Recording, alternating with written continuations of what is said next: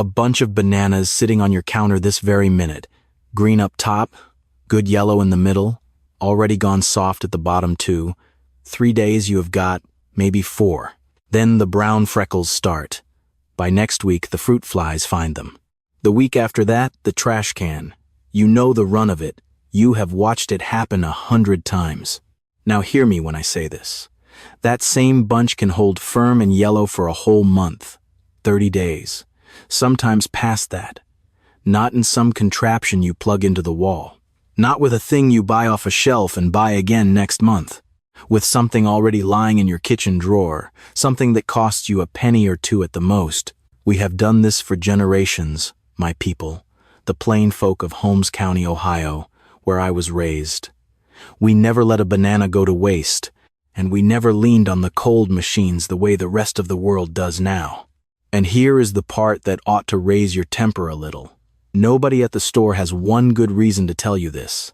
The man who sells you bananas is happy as can be to see them rot on your counter. Rotted fruit means you come back Saturday and buy more. Slow fruit means his shelves sit still. Your waste is his living. It always has been. So stay with me. For right around the middle of this, I am going to show you how to rescue a bunch that is already turning, this very weekend, for less than the price of a cup of coffee, the same way my grandfather did it down in the cellar under the old farmhouse.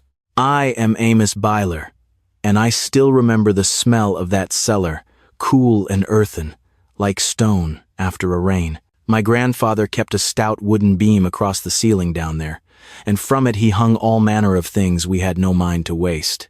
Throwing away what the good Lord provided was close to a sin in our house.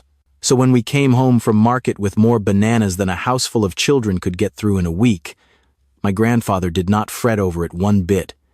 He knew exactly what to do.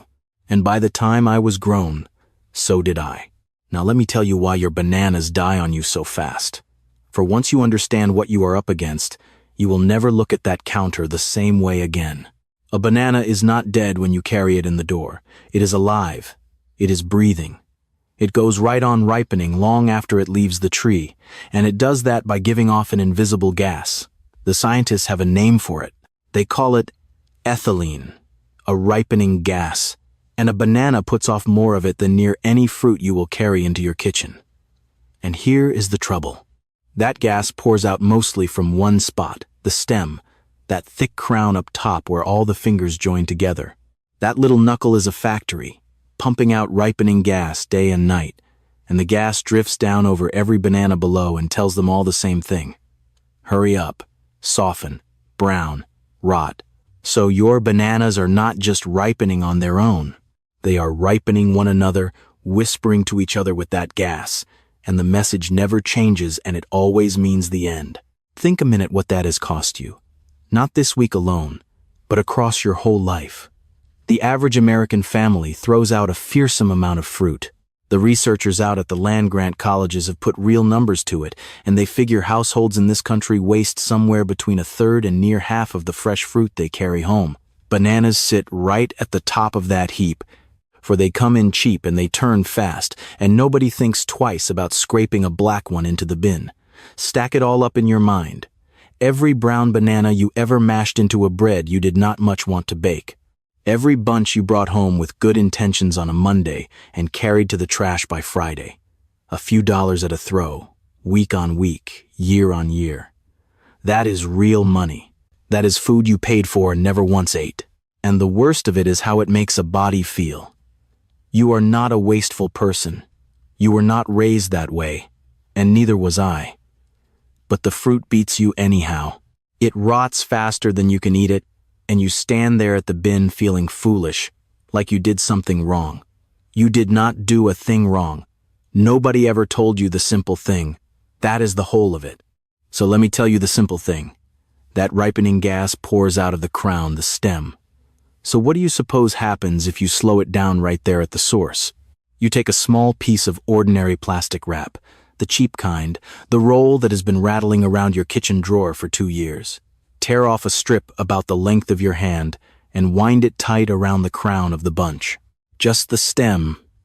Mind, not the fruit. Wrap that thick knuckle up top until it is covered snug and press it against itself so it clings. That is it. That is the first piece. You have gone and put a cork in the bottle. The crown is still breathing, still making its gas, but now most of it cannot escape down over the fruit below. And those bananas, the ones you actually mean to eat, stop getting that steady message to hurry and rot. This is no old wives' tale.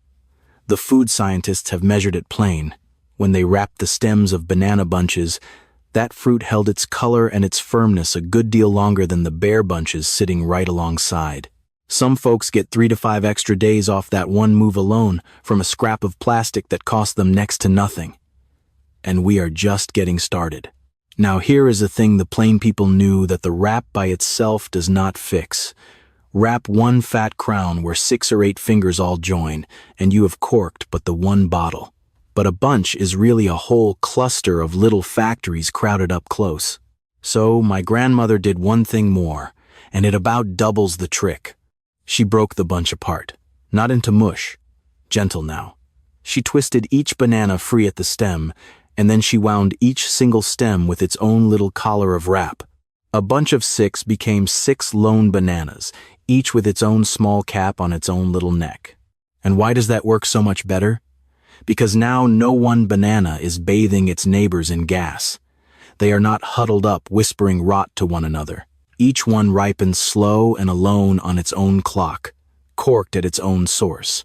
A whole bunch goes over like a row of dominoes. One tips and they all tip.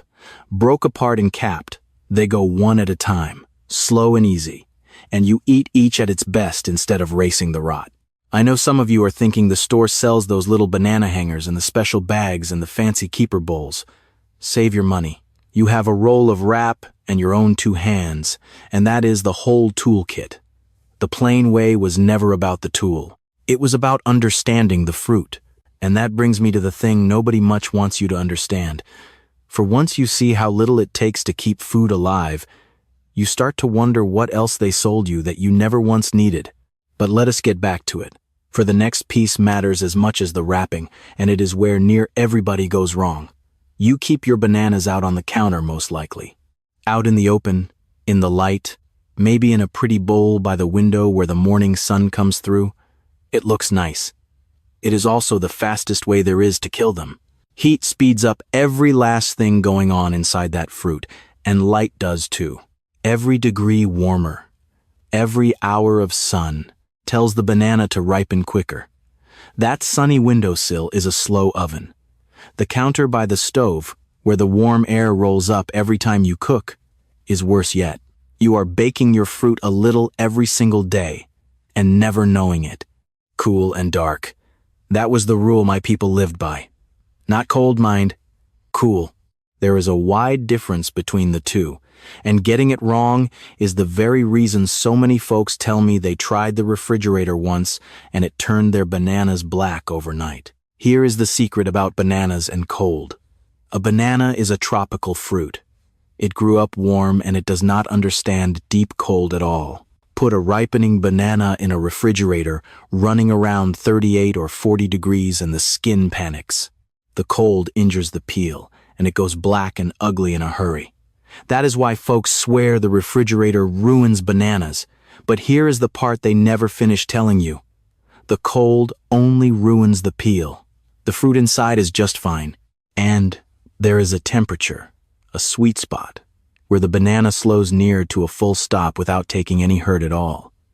That number sits right around 56 to 58 degrees. Cool enough to about halt the ripening, but not so cold the fruit takes chilling damage. The men who study how to ship bananas across the ocean settled on very near that same range. They hold them close to 57 degrees in the holds of those ships for weeks on end, and the fruit lands green and firm. They have known that number the better part of 100 years. They just never troubled to tell the person at home, because you are not shipping fruit across the sea. You are just meant to buy more. Now, where in your house is 57 degrees? My grandfather had his cellar, and a proper root cellar holds right about there the year round.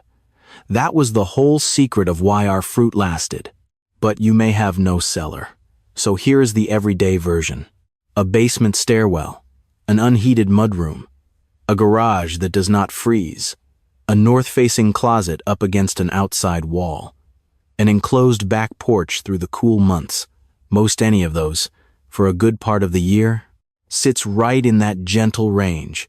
Set your wrapped, separated bananas there, out of the light, and you have built yourself a poor man's banana cellar for nothing at all. And if you have got none of those, here is the refrigerator trick that saves the fruit. You wait. Let the bananas ripen on the counter until they are just exactly the way you like to eat them, good yellow, maybe the first freckle showing.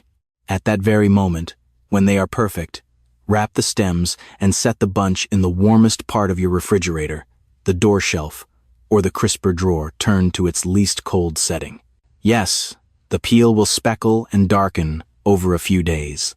Do not let that fool you. Peel one open. The fruit inside is firm and sweet and held right where you wanted it, a week or two past what the counter ever gave you. The plain folk learn to judge a fruit by what is inside, not by a pretty skin. The store taught you to throw out anything that does not look like a photograph, and that one habit alone has cost you a small fortune. So now you have two tools. Cork the gas at the stem, hold the fruit in the cool. Together they will carry you from 4 days out to 2 weeks and beyond. But I promised you a whole month, and a month wants one idea more, and this is the one most folks have never heard in all their lives. I know a good many of you are thinking about now, this is all fine for a body just bringing fruit home fresh. But what about the bunch already on my counter, already gone soft, already freckling brown this very afternoon? Have I missed my chance? No, you have not. And this part is for every one of you who looked at your own counter when this started and felt a little sting, because you have a bunch right now that is already turning. You do not need to pitch it and start over, and you do not need one thing you do not already own. Here is what you do with bananas that have already begun to go. First, separate them right now, this minute. For as long as they sit huddled together, they are racing each other to the finish, and the soft ones are dragging the firm ones down with them. Second, sort them the way my grandmother sorted her apples. The ones still firm and only just yellow, wrap their stems and move them to the coolest dark spot you have, for they have a good long life left in them. The ones already soft and heavy with freckles, set those on the counter, for those are your eating bananas for the next day or two, and there is no sense fighting them. And third, the part folks forget. Get them clear away from your other fruit. That bowl where the bananas sit next to the apples and the pears, that is a disaster. Apples throw off that same ripening gas, harder than bananas do in some cases. So your apples are rotting your bananas, and your bananas are rotting whatever sits below them, and the whole bowl is one long rotting conversation. Pull the bananas out and keep them on their own, always. A banana should never share a bowl. My mother kept the bananas in one place and the apples clear across the kitchen, and I took it for nothing but her tidiness. It was wisdom. And here is the weekend rescue that feels near like a magic trick. Take your softest, most freckled bananas, the ones too far gone to save, and do not you dare throw them out. Peel them. Break them into chunks. Lay them on a tray in the freezer. A few hours and they are froze solid, and frozen banana keeps for months, and it is the sweetest thing you ever dropped into a bowl of oatmeal or blended up in a glass of cold milk. That banana you were about to bin becomes dessert. Nothing wasted. That is the plain way. We never saved fruit because we were clever. We saved it because throwing away food the Lord gave us felt wrong down in the bones. Now, that third idea, the one that carries you the whole 30 days. Let me tell you where it comes from, for it matters. There is a way of keeping fruit the plain people held on to long after the rest of the world let it slip, and the science only caught up with it in the last few decades. You see, a banana, like any living thing, loses its water. Part of what turns a banana soft and sad is that it is slowly drying out from the inside, breathing its own moisture away through its skin. And that slow drying is the very thing the old root cellars kept in check, without anybody down there using a fancy word for it. A root cellar is not just cool, it is damp. Cool and damp together, and that pairing is what keeps a thing firm and alive the longest. Here is what my grandfather did, and here is the thing I have never once heard a store or a gadget tell you. After he hung his fruit in the cool cellar, he set a shallow pan of water on the floor beneath it, and he kept the room shut up close. The cool slowed the ripening. The damp air kept the fruit from drying out and going limp, cool and moist. That was the whole secret of the cellar, and it is the secret of the full month. You can build that same little world on a small scale this weekend, with a box and a rag. Take your wrapped, separated, just ripe bananas and lay them in a cardboard box or a roomy tub, not sealed up tight, but covered over loose, with a damp, well-wrung cloth tucked along the bottom, not touching the fruit itself, just sharing the air with it. Set that box in your coolest dark corner, that 50-something degree spot we spoke of. The damp cloth keeps the air around the fruit moist so it does not dry out. The cool slows the ripening to a crawl. The loose cover holds that gentle, humid air close without trapping so much gas that things go over. Check the cloth every few days and wet it again when it dries. That, my friends, is the whole month trick. Cork the gas at the stem with a scrap of wrap. Break the fruit apart so they quit ripening one another. Hold them in the cool near 57 degrees, in the dark, away from apples and every other fruit. And keep the air around them gently damp with a wrung cloth, the way the old cellar did. Do all four, and a bunch you bought on the first of the month is still firm and good to eat at the end of it. Sit a minute with how plain that is. Not one thing on that list runs more than a few pennies. Wrap you already own, a box you are fixing to flatten for the recycling anyhow, a dish rag, a cool corner of a house you already pay for. That is the whole cost of it. And it does the work of every $30 gadget on that store shelf, and it does it better. For it is doing just what nature does in a cool, damp cave down in the ground. Every one of those mineral bags and charcoal bowls and little pods is one piece of one idea that a plain farmer was doing for free with a string and a pan of water before any of those companies ever existed. They took the cellar apart and sold you the pieces one at a time and let you forget you could just build the whole thing yourself for nothing. And here is the part that ought to settle deep. This was never really about bananas. Bananas are just the lesson. The lesson is that an awful lot of what gets sold to you as new and necessary is only some old free thing dressed up in a package. My people were never rich. We could not afford to buy the same answer twice. So we kept the knowledge instead of buying the product. And the knowledge does not wear out, and it does not run out, and you never have to buy it a second time. So there is the whole craft. Wrap the stem, break them apart, keep them cool near 57, keep them dark and apart from the apples, and keep the air around them damp the way the old cellar did. And whatever you cannot eat in time, peel it and chunk it and freeze it, so not one banana ever reaches the bin. That is what my grandfather knew down in his cellar, what my grandmother knew at her table, and what got handed down to me, and what I am handing now to you. Tell me down in the comments which state you are watching from, for the warmth of your kitchen and the seasons where you live change exactly how you ought to set this up, and I read every one that comes. And while you are there, tell me honest, how many bananas have you thrown out this last month? Nobody here is judging.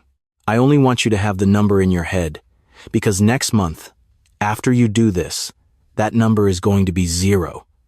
And I want you to remember where you started. You were never a wasteful person all these years. You were just never told the simple thing. Every brown banana you ever pitched, every dollar of fruit that went soft on you, that was not your failing. It was the failing of a world that found more profit in letting you waste and rebuy than in teaching you the one plain truth your own great-grandmother very likely knew by heart. You did not lose this because it stopped working. You lost it because somebody worked out how to make money off your not having it. But you have it back now. A scrap of wrap, a cool dark corner, a damp cloth and fruit that lasts a month instead of a week. That is a piece of self-reliance handed back to you, the same kind my people never once let go of, and once you have it, no store on earth can take it from you again.